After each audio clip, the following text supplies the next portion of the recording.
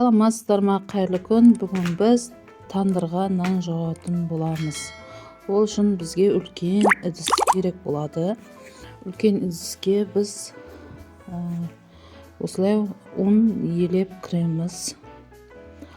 Үйге алып кіреміз. Біздің ұн далада тұрады. 3 қасық тұз саламыз. Мен 17 нан жабам, 18, 17 осылай 3 қасық тұз сағаннан кейін мынандай су салам мен. Сүт болса жақсы болады.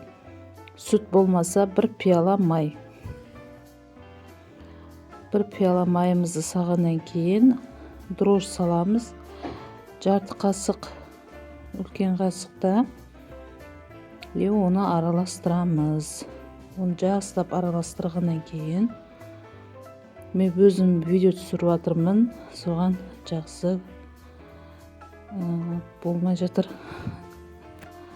Осылай араластырып, біраз уақытта 5 минутқа қойып қоямыз. Тұзымыз, дрожжымыз еріп, жақсы араласу үшін. Жылы су салып осылай араластырамыз. Қамырымыз қатты болғанша оны араластырып, әбден мыжып. Мен каналыма тіркеле кетіңіздер, лайк, подписка басыңыздар, пайдалы ақпараттар беремін.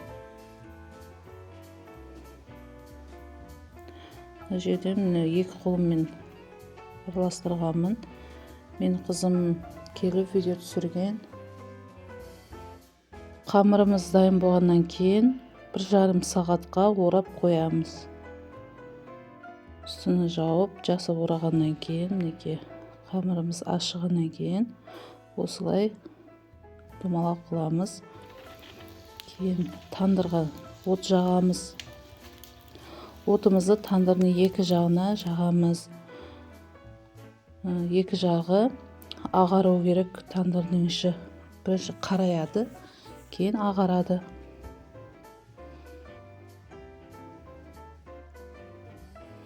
Осылай ағарғаннан кейін нанымызды, қамырымызды ары қарай жалғастырамыз, жаямыз.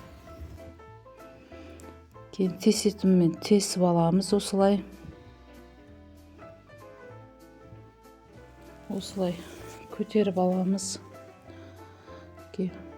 Арасына дастархан қойып, менде 16 нан 2 күлше болды. Осылай алып шықтым. 16 нанны жауып алдым. Мына жерде отты ортаға тодалап, үстінін темірмен жауып, кейін наны жауамыз. Кейін су себеміз. Қамырға, мына жабылған қамырған су сепкеннен кейін шоғын ашамыз. Үстін темірін алып, шоғын ашқаннан кейін тағы су себеміз. Нанымыз қызарады.